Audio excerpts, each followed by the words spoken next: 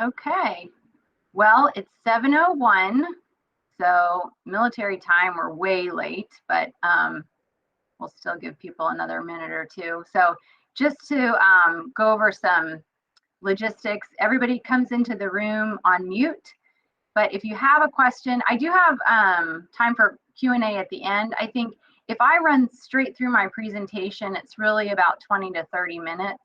So we do have time for questions throughout, but I think it might work better if we just get through the presentation. And if you want to write down your questions as we go and ask them at the end, I may be answering one of your questions later on in one of the slides. So, but feel free to put a little note in the chat if I'm going down the wrong path, or you want to just catch my attention. That's probably the easiest way while I'm doing this presentation. So I think we'll go ahead and get started. Thank you all for coming tonight. This is a class, it's called Tax Appraisals, Exemptions, and Money Saving Strategies. So I put this presentation together recently because I saw a lot of people and their concern for their tax appraisal values going up and how that was going to affect their tax bill.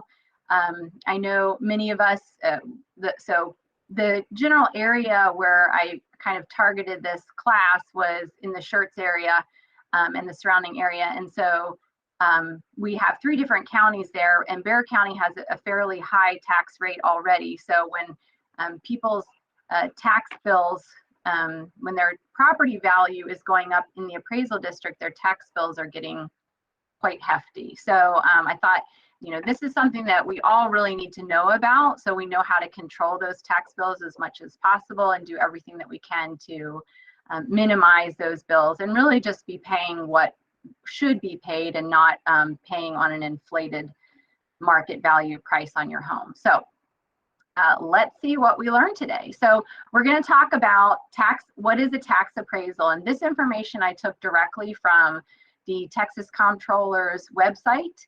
And just to quote their own website, with few exceptions, tax code 2301 requires taxable property to be appraised at market value as of 1 January of this year. So the question is, what exactly is market value? And the simple answer there is market value is what someone would pay for a property if it was being sold today under prevailing market conditions.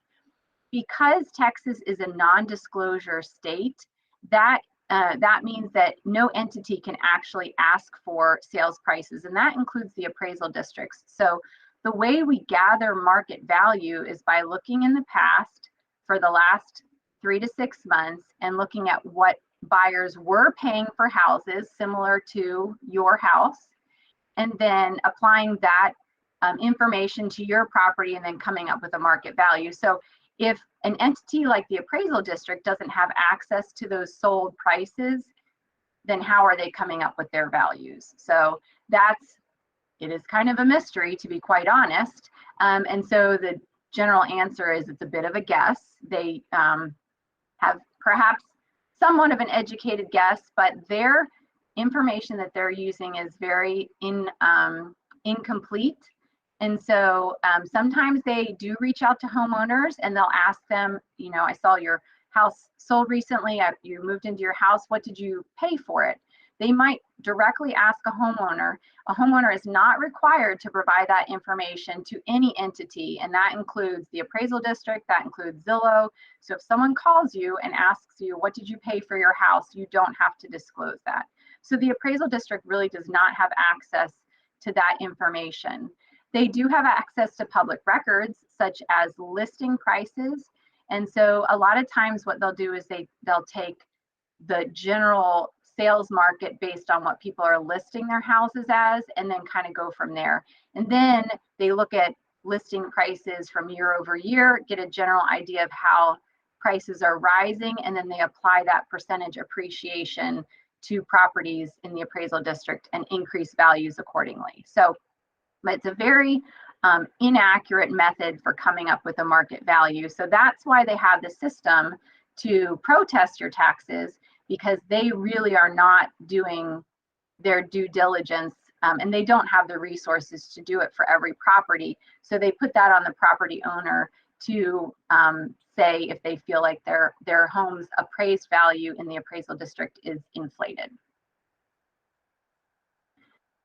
So how do we come up with a proper market value? Well, the number one thing is you have to use sold data, and you can't use, what's on the market now or a house that's under contract. You have to know the price that a property sold for.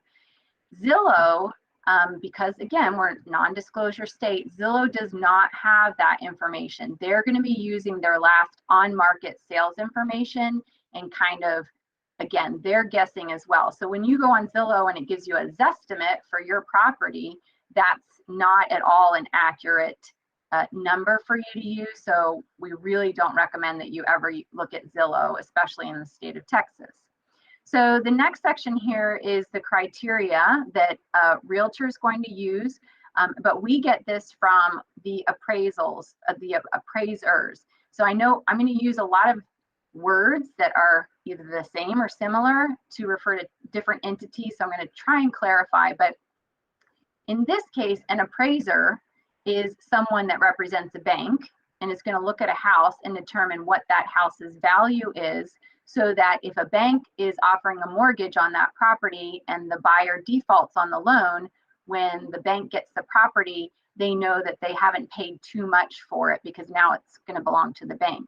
So the lender's appraiser is really going to scrutinize the value of that property when they come up with an appraisal value.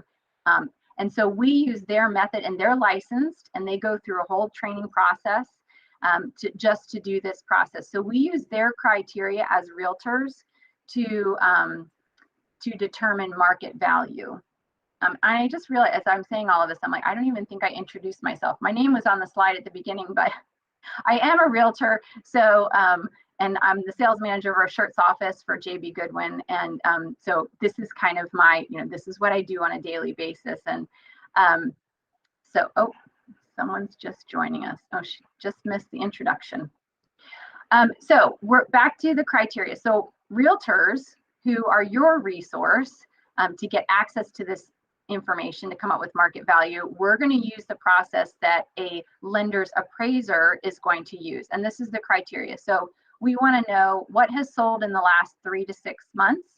It's got to be within your neighborhood. In some cases, we might not find something in the neighborhood and we might have to go a little bit wider search, but we're really going to try and stay within the neighborhood. We want to stay plus or minus 20% of the square footage of your property, so 20% larger or 20% smaller. And if we have a lot of properties that meet that criteria, we can shrink that a little bit and not go as big on either side. We do want to make sure that we're only comparing a single story to a single story or a 2-story to a 2-story. So single story properties cost more to build and they have a higher demand. So their price per square foot should be higher than a 2-story property. So we don't really want to compare the two because they're not equal. We also want to look at the age of a property and consider if it's a similar age to the subject property to be considered a comp. We will not compare new construction to a pre-owned. So if you just bought your property last year, we are not going to look at the houses that are on the market right now and selling that are brand new construction, because if you sold your house, it would be pre-owned, but those are selling as new construction. So we don't compare the two, and I would not use new construction homes as comparable properties to a pre-owned home, unless I had to. In all of these cases, every house is very unique. And so if I can't find enough comps that are similar to the subject property, I have to kind of stretch the criteria a little bit, and then I have to make adjustments for those changes. And so it's because of this process that when you are offered from an entity to say, like, would you like to know what your market value is? And even I have access to these systems that say, I'll tell you your market value. They are running automated processes that don't get into this detail. So they'll give you a general idea maybe of market value, but some of them can be way off. I checked one the other day, someone emailed me something and said, check your market value. And I checked it and it was like $100,000 off. So it's really important to find, when you are looking for true market value, that you are looking for someone to actually scrutinize it and do a manual process and not an automated system.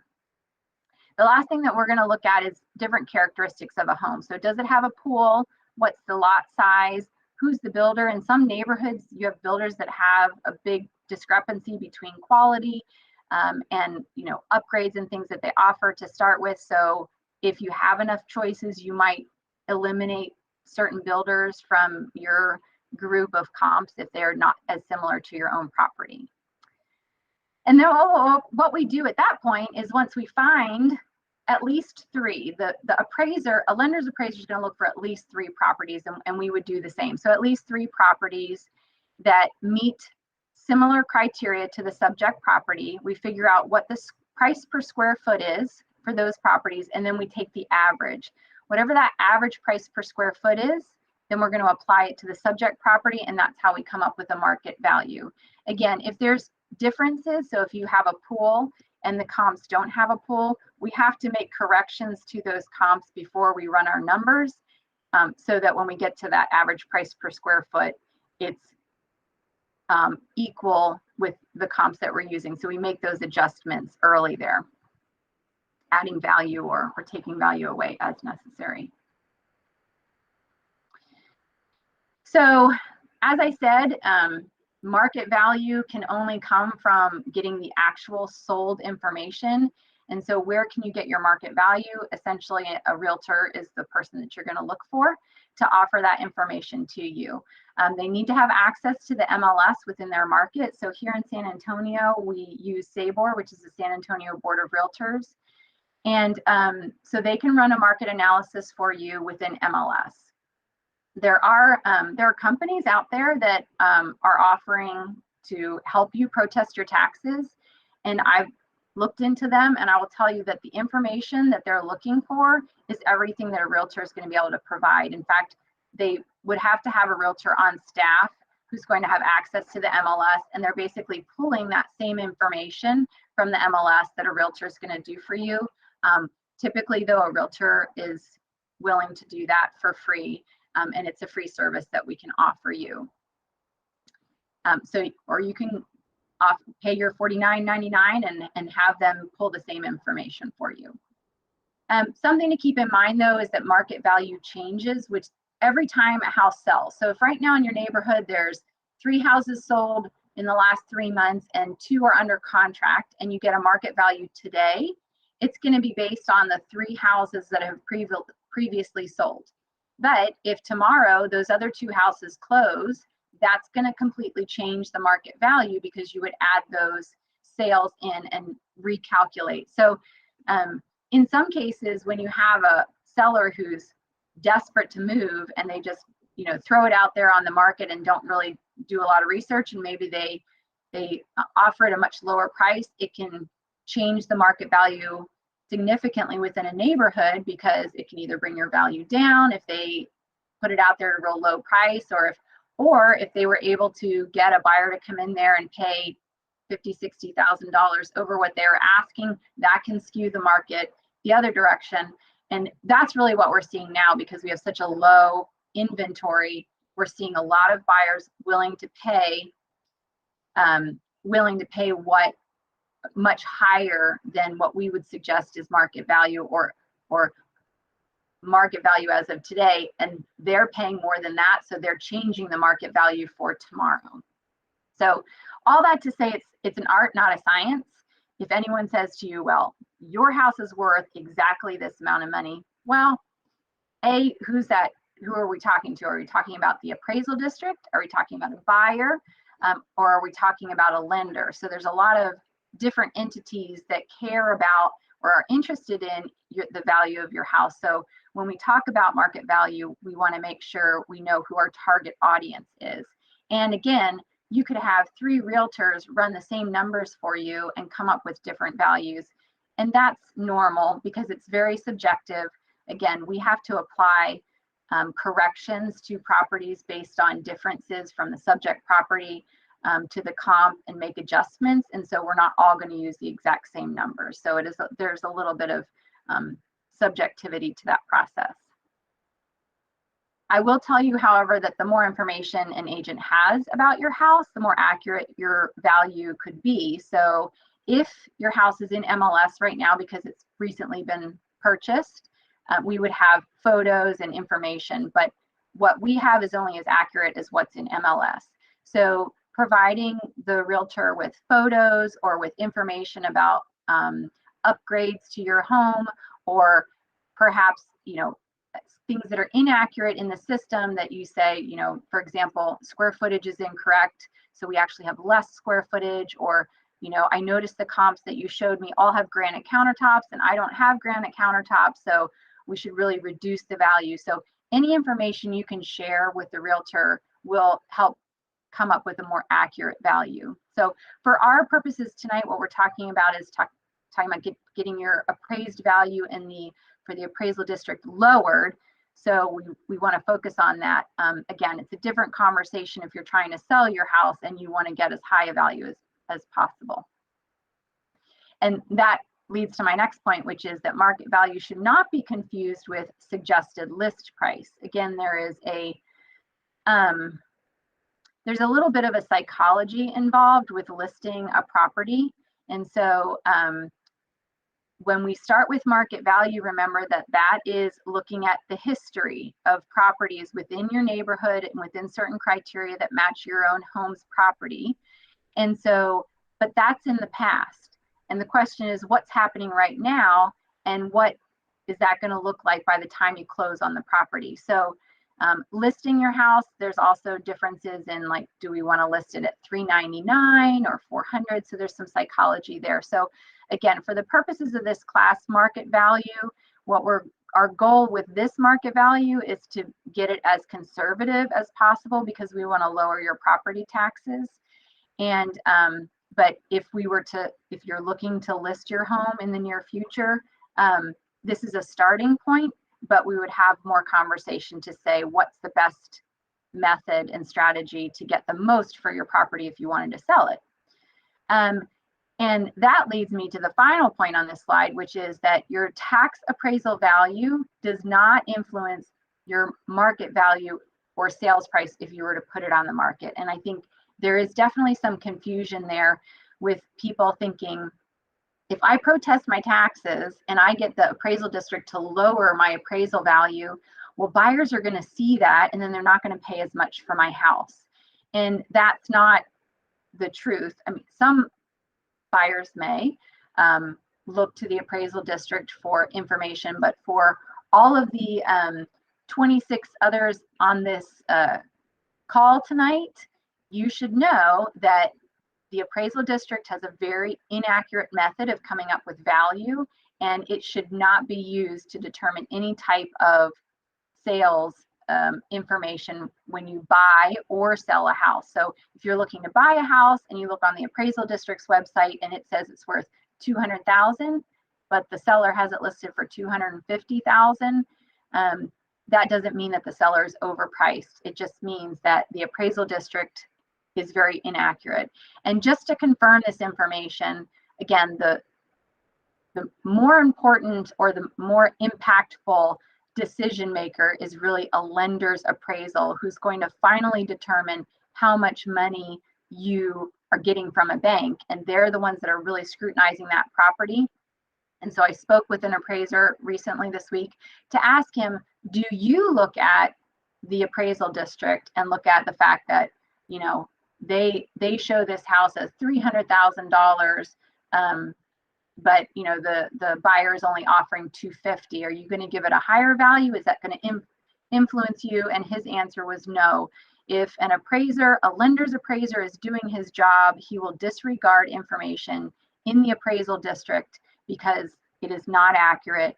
They do not do the research on individual properties to come up with value. So you can, in your mind, you can separate those two, that the appraisal district's information should not affect or influence your ability to sell a property for a particular price.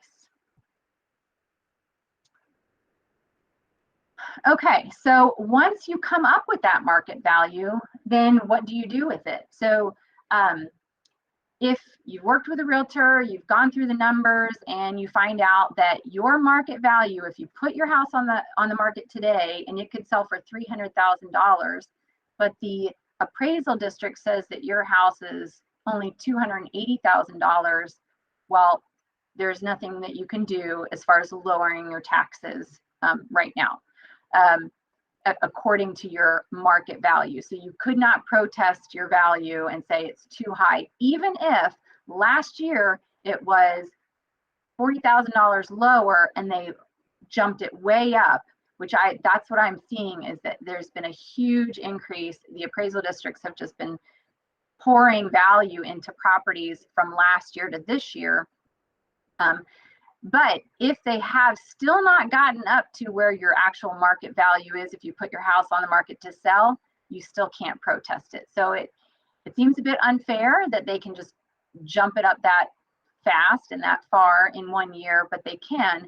But there is a process to protect you from having too much of an increase, and that's with the homestead exemption. So we're going to talk about that in a minute. But bottom line is, if we determine that your market value is higher than your current tax appraisal value, there's really nothing you can do to protest your value and bring it down. So you can be thankful that you're not paying as much taxes as you potentially could be paying. You do want to check your exemptions and make sure that you have all the exemptions that apply, and we're going to talk about that here in a minute. But over the last year, from 2021 to 2022, we've seen market values increase up to 22% across our region.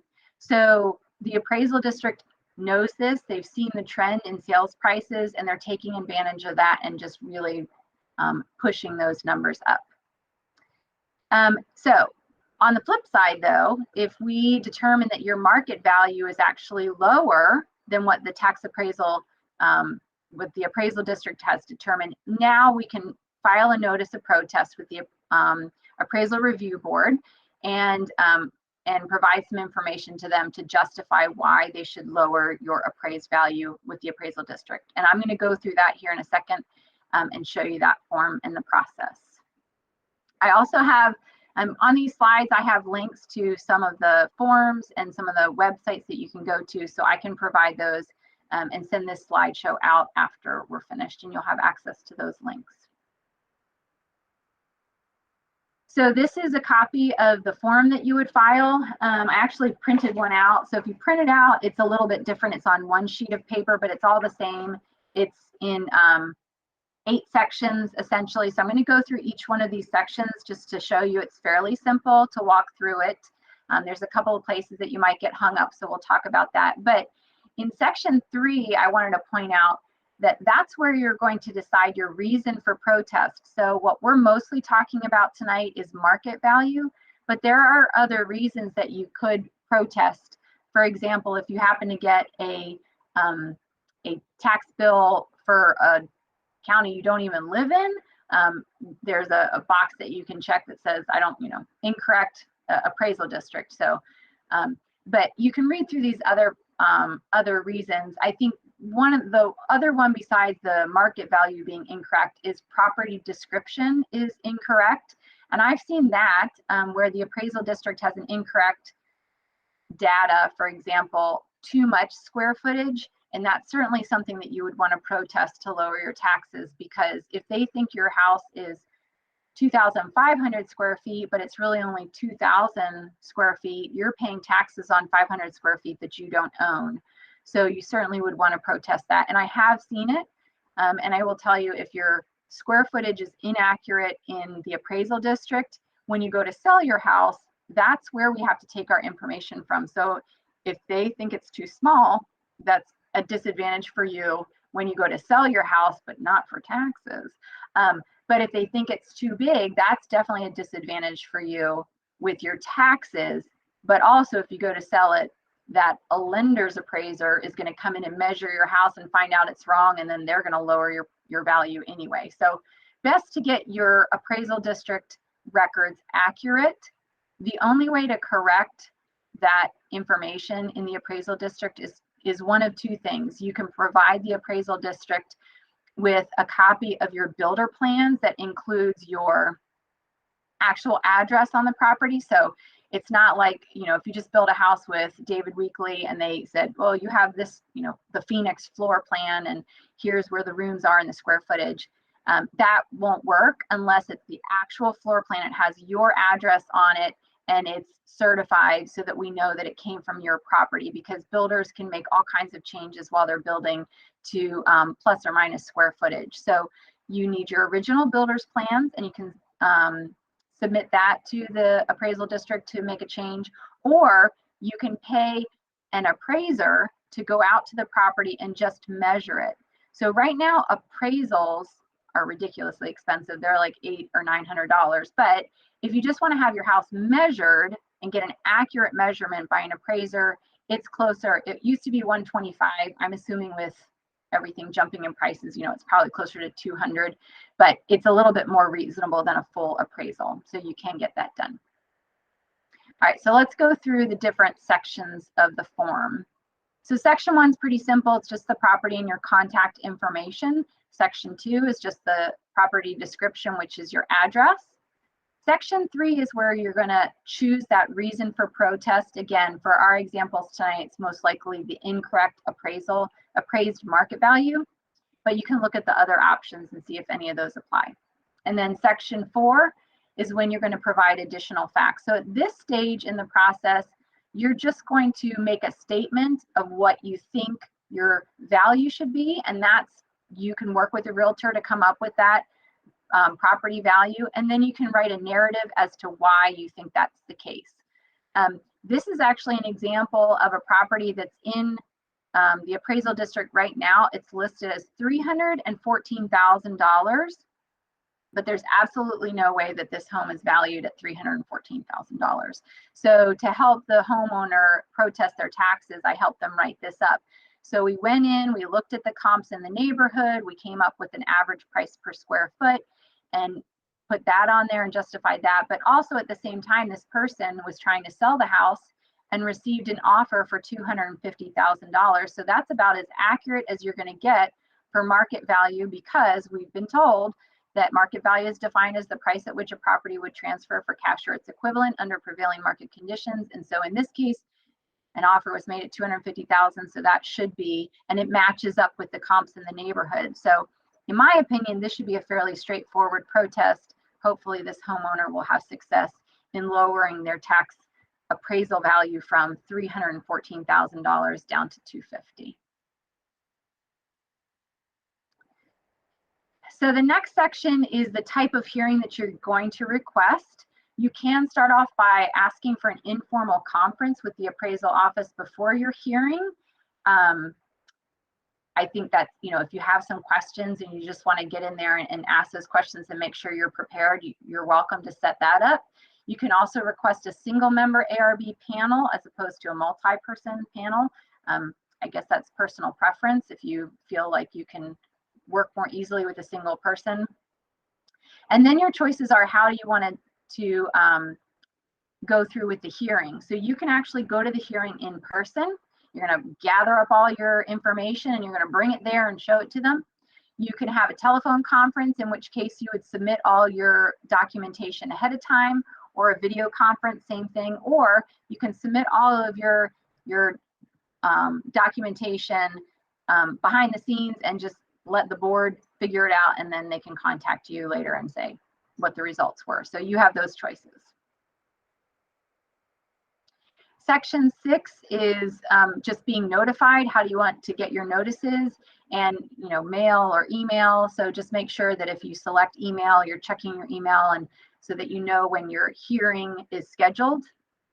And section 7 is for properties valued over $52 million. And for this call this evening, I don't think there's probably anyone who has property that high, so you can most likely skip that section. And then finally, you're just going to print your name and sign it.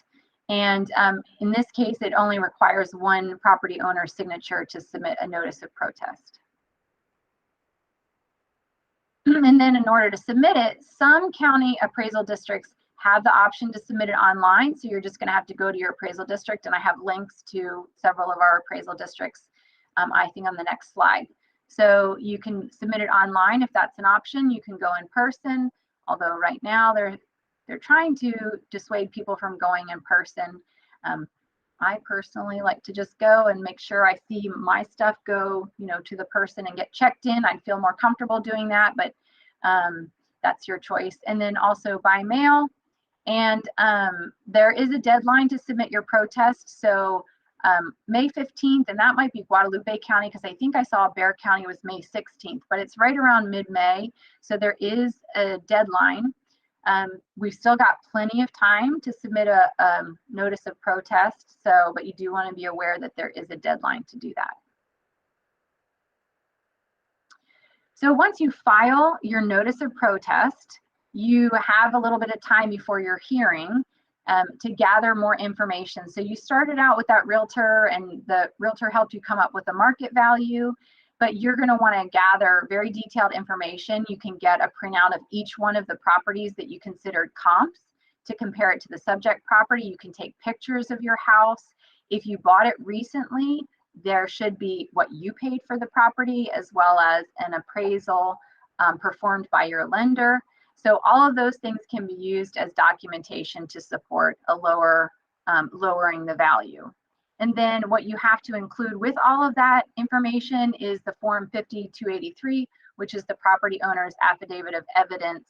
And that one doesn't, it's basically the same information that you submitted on your notice of protest, but that one needs to be notarized. So you would need to take that to a notary before you submit it. And then they did note on the website that all of the documentation is going to be kept. So make copies, give them copies, and everything needs to be on paper. They will not accept any kind of electronic evidence, whether it's on a thumb drive or showing, if you go in person, you don't want to bring your laptop and say, look here, they're not going to look at that, and they won't be able to keep that information and consider it.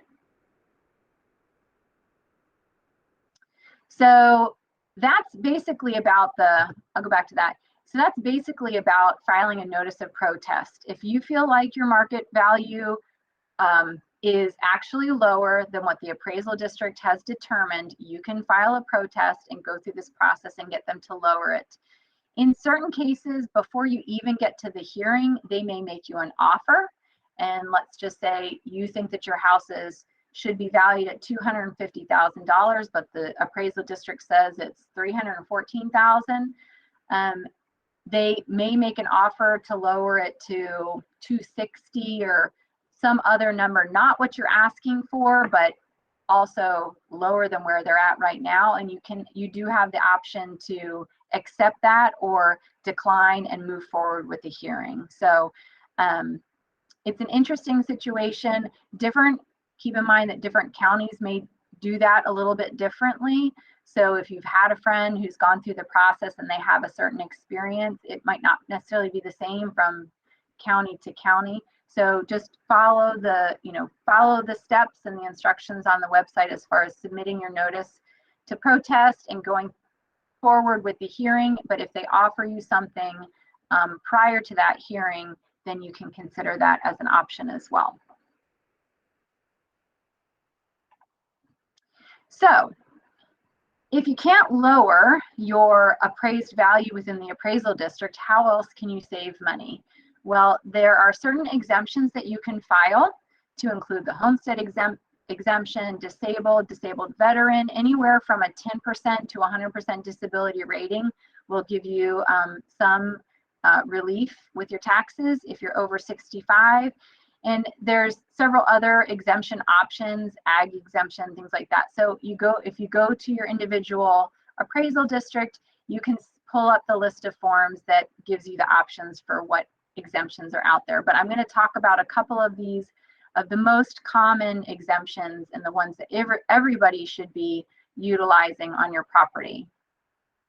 The number one is the homestead exemption. So if this is your primary residence, this is where you live, and you don't have another property in the state of Texas that had the homestead exemption on it previously. So for example, if you moved from Waco to San Antonio and you're here now, if you had the homestead exemption on your previous home, if you don't release that exemption, you can't use it on this house. So if you're keeping that one as a rental property and you left your homestead exemption on it, you can't also have a homestead exemption on this property. You can only have it on one property at a time in the state of Texas. So if this is your primary residence, make sure that you have the homestead exemption applied.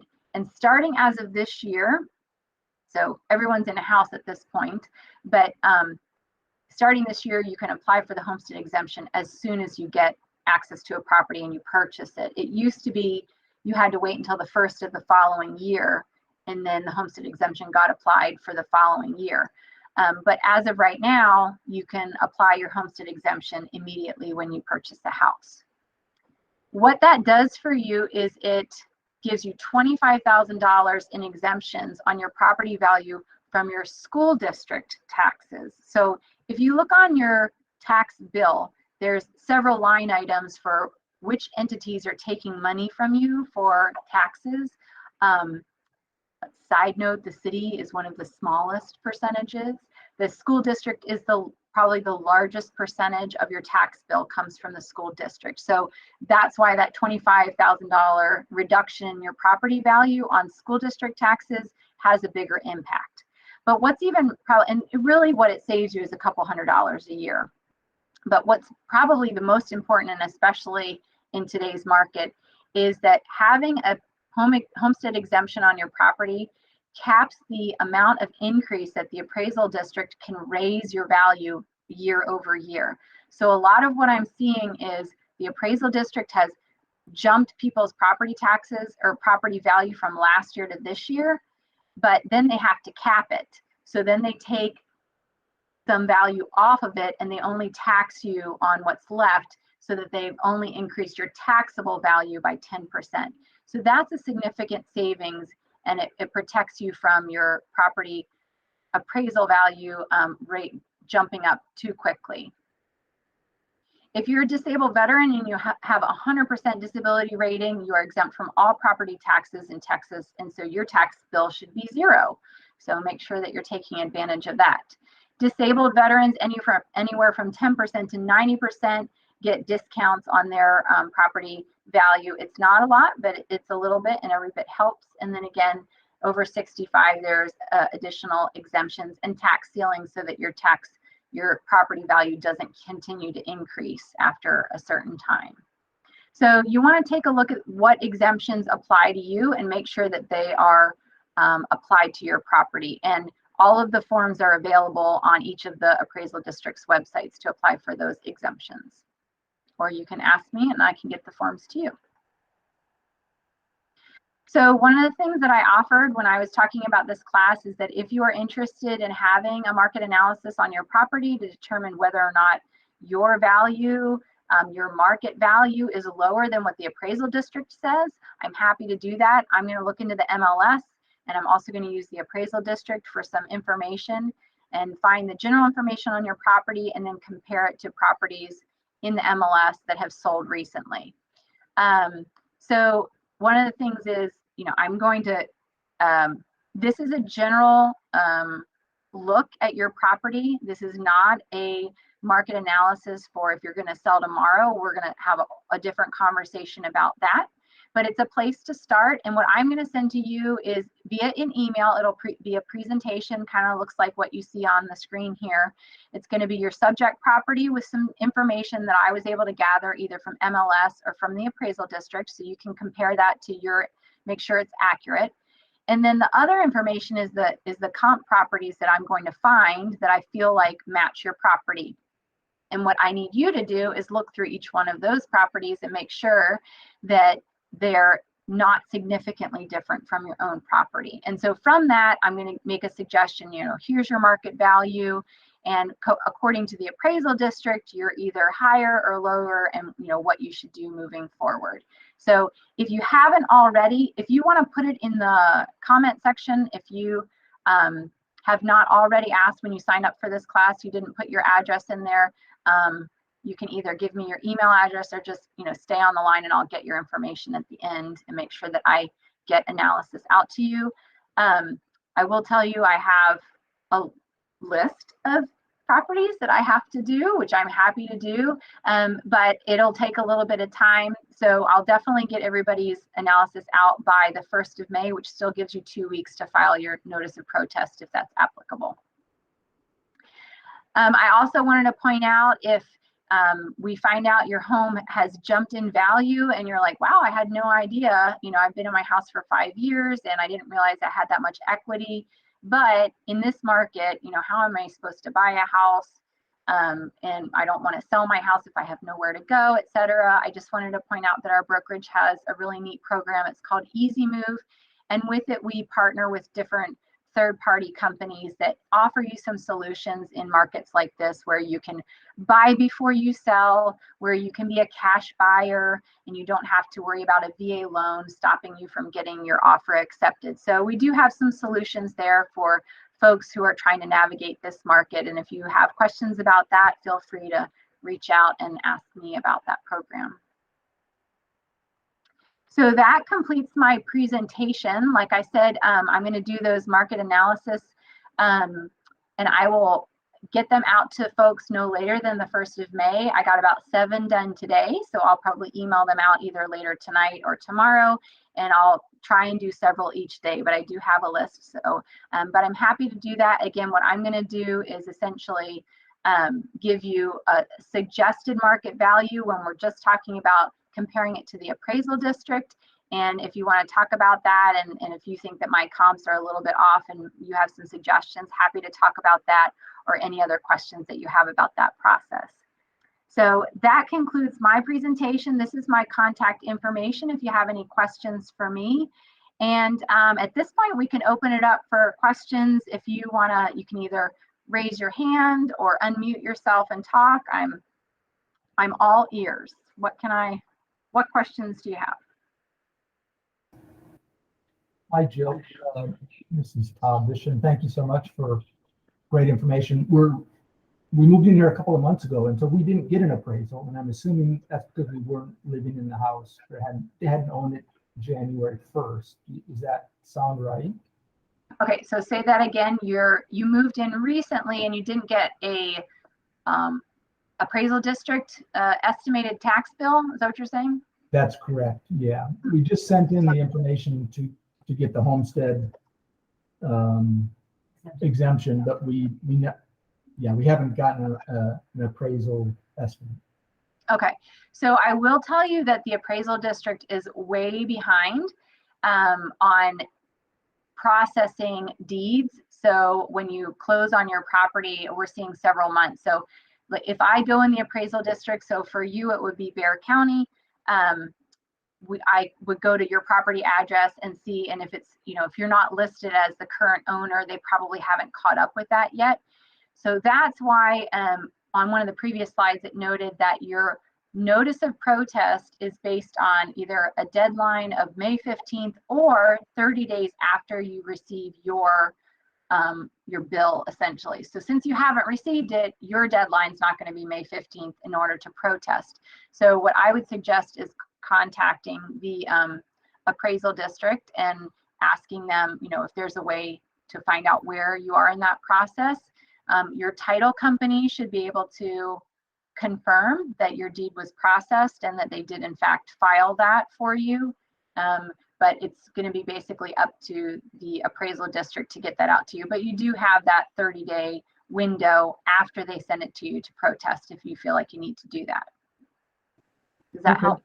Yeah, that's very helpful. We did confirm that they filed the deed because we needed that for the homestead exemption, but I think you're right, they're behind. So okay. Yes. Very helpful. Thank you. You're welcome. Who else has a question? Hi, Jill. This is Jim King. Thanks for the presentation. Sure. Hi, Jim. My question is, do both people that the home is listed under need to be 65 for there to be that locked-in rate, or either one of them? That is a good question. And I don't have an answer for that. So I would say on the, again, when you go to the appraisal district's website, and then there are forms, each one of the forms has information on it. And a little bit more detail. So for each one of those exemptions, they should give details. For example, one of the slides I kind of gave just a general information on what an exemption does for you. That all came from either the appraisal district's website or the Texas Comptroller website. So either one of those websites should be able to clarify that detail for you. But that's a good question. I don't have that answer specifically. Okay, thank you. Appreciate it. Mm-hmm. Hi, Jill. Hi, Tyrone. Hi. Oh, and thank you. Very good presentation, man. I could never do what you do. You're a superstar. Thanks. But so comment just for Jim and for you, the for the over 65 if two people who are married share ownership, they treat it as one, much like the disabled veteran, right? If the disabled veteran is 50-50 and both of the owners live in the home and have the homestead, both of them get to enjoy the benefit of whatever exemption they have. That is correct. Okay. Yeah. Very good, Tyrone. Thank you.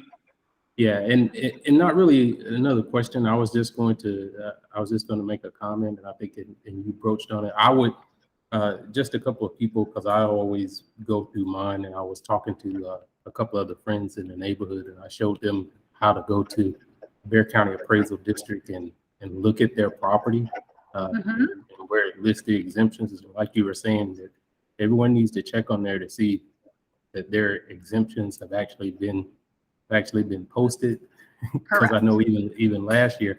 But you also need to check Guadalupe County too, for the school taxes, because last year Bear County says they sent them over, but Guadalupe County hadn't posted them. They sent me a way large bill, so and I had to get in touch with them about that. So just just a reminder to everyone, make sure you're doing what Jill said and checking both counties, so you don't have to then deal with the bill like I did and spend an hour on the phone with them. Right. Yeah, it gets a little tricky when we're in two different counties, and yeah, for sure. So there's a lot to keep an eye on, but it makes a difference in the final bill for sure. Eric, what question do you have? Hi, Jill. Thanks for doing this too. Really appreciate it. Yeah. So I bought in May of last year, and so I've got, on the form they sent me, I got the value from 2021. Does that homestead exemption cap me at that 10% from that value, or how does that work? So, I'm sorry. So you bought the house last year, correct? Last May, correct. Last May. Okay. So because it's a new rule that starting this year, that as soon as you purchase the house, the homestead exemption applies. I think that's just moving forward. So if you bought the home last year, while you didn't qualify for the homestead exemption until the beginning of this year. So what I did see a property that just went through this, and my understanding is from last year to this year, they could raise your appraised value, whatever they determine, until the homestead exemption is in place. And it's not in place for those of you who bought before, the first of this year. It was not in place until the first of this year. So it's in place now. So that affects you going forward, but looking at last year's value to this year, I think they're not held to that cap, because I've seen it in several people's records that do show that cap being applied, and one specifically that did not show it. The person purchased the property last year. And so because that homestead exemption hadn't kicked in until the first of this year, I don't think that they were protected. So I don't think that you will have that from last year to this year, but we can still look at it and look at your market value and see if at least we could push it down a little bit. And on that, go ahead. Yeah, I was just gonna say, so it increased like 80,000. So I guess I would be stuck at that higher value if the market value is right there. Yes, unfortunately. Oh yeah, yes. I enjoyed, the appraisal district was way off on my house when we first bought it. We've been in it now for over 3 years. So for the first year, it was kind of nice. Last year was off a little bit. And this year, unfortunately, it's caught up with the actual market, which is, you know, horrifying. But it is what it is as far as, you know, paying taxes. So yeah, I think the 2021 buyers, unfortunately, have to suffer through this jump in the value without the protection of the homestead exemption. But making sure that you get it applied to your house immediately now is important. And also, if you have the homestead exemption, and you see, I was gonna pull up the appraisal district and then use it as an example, but I didn't know who wants their house to be displayed for everyone to see, so I didn't do that.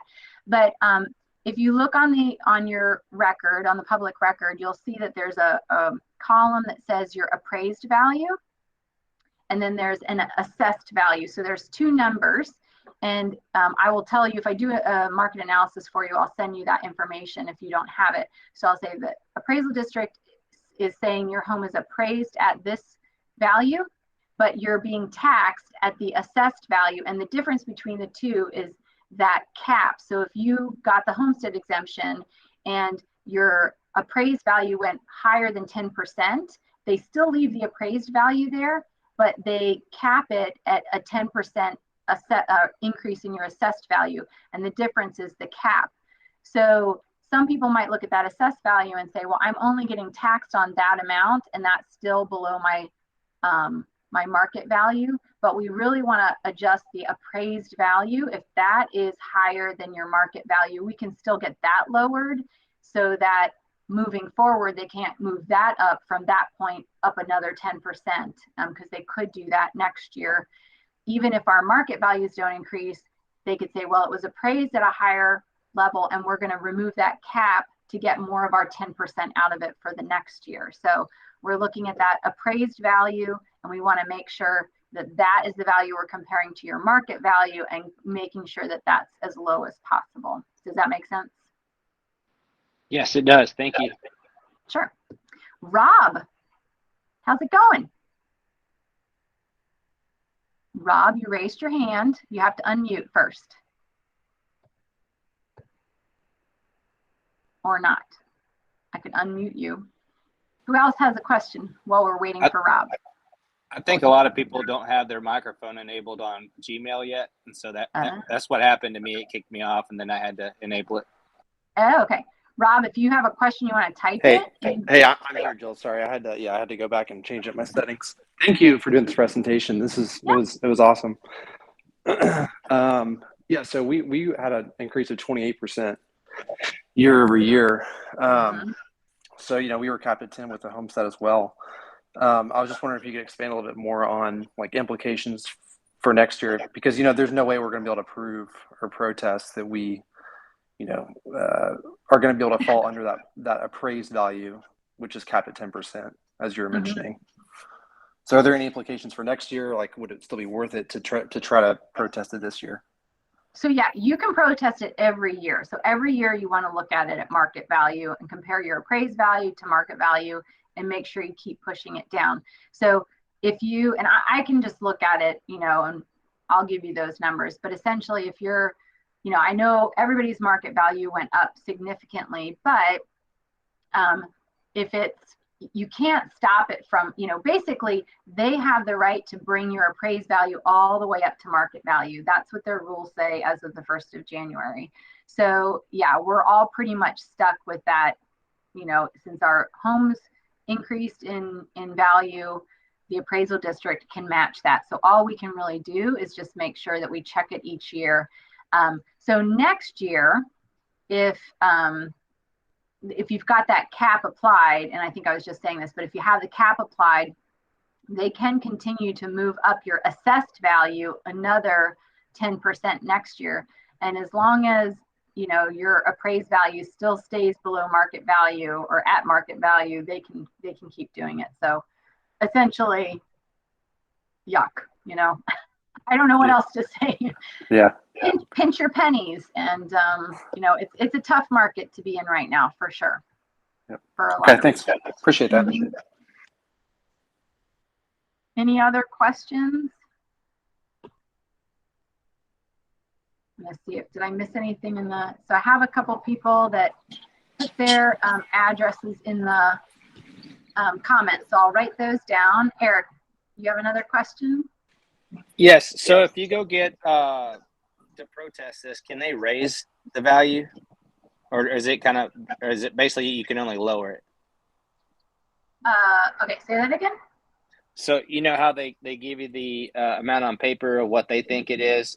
There's no way it can increase by you protesting, right? Oh, no, they're not going to increase it. That would be, and I would suggest you're not going to provide them any information that would allow them to increase it. All you would do is provide them data that would show their value is too high. So it would have to be some kind of crazy arbitrary decision, but I don't think that that's something that they can do. The purpose of the protest is to lower your value. Do you also point out things that's wrong with your house to kind of help you? Yes. So, and that is a suggestion for sure. If you, I would say, it should be significant problems. The examples that they give on the form are like, well, if you recently had a flood, or, if you have some kind of damage or whatever, compared to the other properties in the neighborhood, yeah, you could definitely say, look, we have this damage and that's reduced our property's value. Or, even as small as, we didn't do all the upgrades that our neighbors did, and so we shouldn't be valued at that. That's what you would say to the appraisal district. So you could provide that information essentially in your protest. So not in the notice of protest, but rather in the documentation you're going to provide, because the notice to protest only allows you to type in whatever that is, like 4 or 5 lines, and that's it. So you have to kind of keep that part concise. I would put as much data in there as I could, but the real documentation is going to be provided at the hearing. So you're going to gather that after you file your notice of protest. Okay, so now we have, let's see, we have Jim. Do you have a question? So if our property, if our market value increased by 160,000 this year, but we have the homestead exemption and it capped it at 10%. Mm-hmm. So when we talk to the appraisal office, we're in Guadalupe, the chances of us getting it below the capped amount is probably not going to happen. But is it still worth that challenge? Yeah, I would try. Again, we're really just focusing on that appraised value. So the first number, that if you say it went up $160,000, and if that's well above your market value, yeah, I would lower that, because it let's just say, next year you're just not paying attention, or that, the following year, if you just forget to pay attention, they can just keep bumping up your assessed value 10% every year until they've caught up to their original appraised value. So yeah, I would protest it. You're not going to see a difference in your bill this year if you lower your appraised value, but it's still, the cap kept you protected anyway. But I do think moving forward, I like accuracy. So I don't want a public record that has something that's so inflated like that. So I would say, for accuracy, put it out there and get it pushed down. But also, again, if something happens and you're just, in a couple of years, you're just not paying attention, it allows them that ability to keep increasing your value and increasing your tax bill. So sure. I would definitely do it. Great. Thank you. Mm-hmm. Patricia, do you have a question? I think it's Patricia. Oh, sorry. Yeah, I was trying to get it off mute. Sorry. Okay. So, not a question, but to let you guys know, I have one of the older homes. So for the last 3 years, I have protested my taxes. I didn't know I could get something like the MLS listing. So I sent you on Messenger because I had 2 questions. But I have found that if I upload photos of issues within houses of where I live, like, someone who doesn't take care of their fence or the yard. And then I've also listed, like, I had hail damage to my roof and it leaked into the house. I took pictures of that. whatever you can document and explain to them. And then the lesson I learned is they'll send you an offer via, Yeah. because I went in and I filed on the portal. Mm-hmm. They'll make you an offer. And if you don't accept that offer and you go face to face, they still have to give you an offer, but you've got to go with guns loaded, all your information and pictures, and they will meet with you. Mm-hmm. So, of course, last year I couldn't meet with them, but I took the offer because I thought it was fair. This year, Yeah. I want a face to face, and I'm taking picture of every inch of the houses within my neighborhood. Yeah. Because Yeah. Perfect. Yeah. and that's what I've done. And it's not thousands of dollars in savings, but it's hundreds of dollars in savings. Sure. Yeah. Yeah. And like I said, I mean, it's just to be more accurate as well. But yes, they do have the tendency. I think this year they're just going to get slammed with a ton of protests, and they should in certain cases. And so hopefully people are paying attention to that. They're probably more likely to be throwing out offers rather than going to hearings, because I can't imagine they have the personnel to keep up with as many hearings as people are going to come forth with. So Oh yeah, I would forever. expect to see a lot of offers. And I've heard anecdotes from people who asked that question, that they were made an offer and they said, if I don't accept this offer and I go to the hearing, is that offer available to me? And it was kind of a question mark. So, like, am I at least going to get what you offered me initially? And it didn't seem like that was necessarily the case. So he felt like if he goes to the hearing, he might lose even the offer that was offered to him. So I would, it could be different with each appraisal district. This year it could be way different because they're just going to be overloaded. So it's hard to say. I mean, these are people that are running through this process. So it's not going to be a perfect process, but I would say the more data that you can carry with you, whether it's, like you said, Patricia, photos, getting that MLS sold data.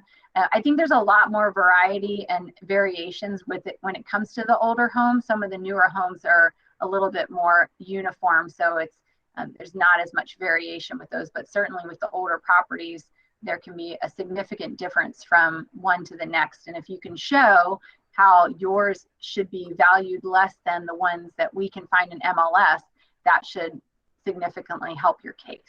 Yeah, and the board I met with the 2 years before they stopped seeing people face to face were not people from the appraisal district. They were people from different, like, realtors, retired people, and they would take a class and would work on that. Okay. So you just need to go with everything you can, pictures, give them to them. And like I said, create the portal and upload everything you can. Yeah, I think some appraisal districts may not have the option to upload it online, but you just have to check yours and make sure that that's an option for you. Yeah, Bear County has a good portal. Okay, great. Thanks, Patricia, for sharing that. Thank you so much. How about Suzanne? I'm not sure who gets in line first, but Suzanne has her hand raised. Hey, Jill, how are you? Good. Thank you for all the information. It's been very helpful. I have a question of adding a pool to your home value. What does that do as far as market value and then appraised value, of course? Good question.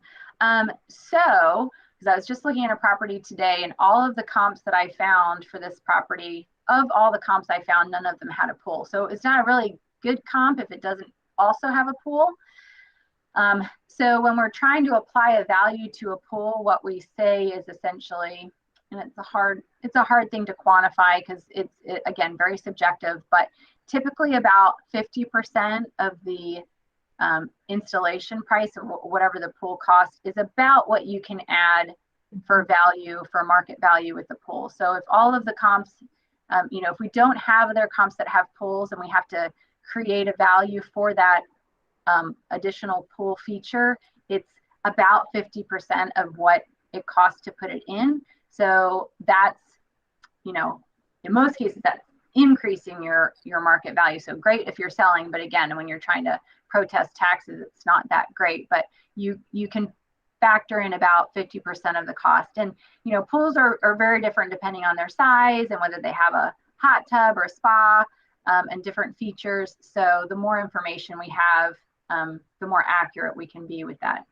value. But it's definitely going to add. I mean, I look at an average size pool with a hot tub. I mean, these days it's at least, well, more than this, but at least $70,000 to $80,000. So I would probably add at least $40,000 to the market value if you had a pool and the other ones did not. Okay. And then what does that do to your taxes? Do they really look at that? So on your taxes, if you've pulled a permit to put in a pool, which you should, Yes. the company that's installing the pool should have done that for you. It should be listed in the appraisal district. So I can actually see in the appraisal district, I can tell if it's a single story. I can tell if it has a porch, a garage, it has the square footage for that, and it should say a pool or additions when a permit is pulled, and then they'll add that to the appraisal district's information. So it doesn't give you any details about the pool. It'll just say if there is a pool.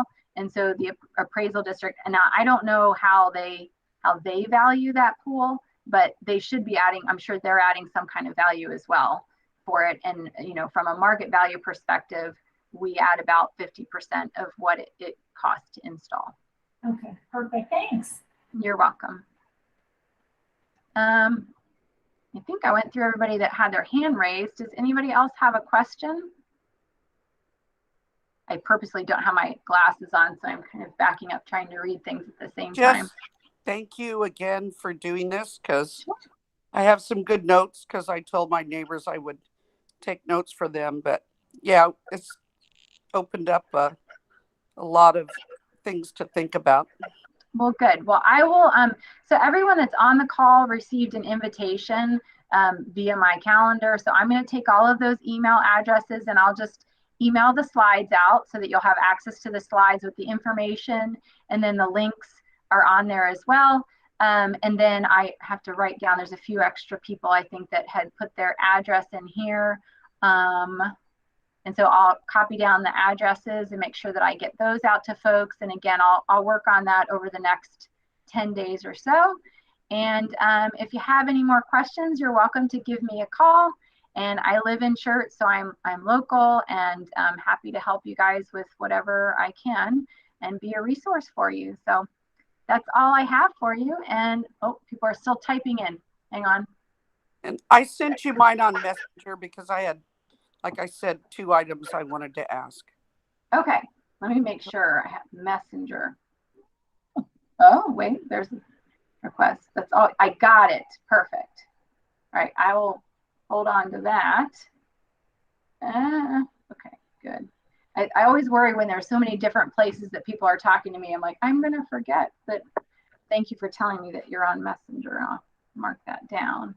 And Jay Lee, I don't know what your first name is, but yes, absolutely. Always happy to help new clients. And probably my favorite is first-time home buyers, because I mean, I like to help people, educate them on the process. That's why I'm doing this class. I find it fun, and I like to share information. So first-time home buyers are great to work with, because I feel like I'm providing an excellent or extra service to them because this is their first time. So I like to walk them through the process.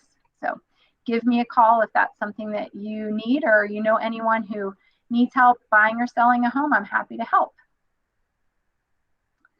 And with that, let's see. I appreciate all you guys. You guys can log off anytime. I'm going to start jotting down some information, and you guys have a great evening. Thank you. Hey, Jill, this is Pat. Just want to say thank you. I'll meet you out in the backyard one day. Okay, sounds good.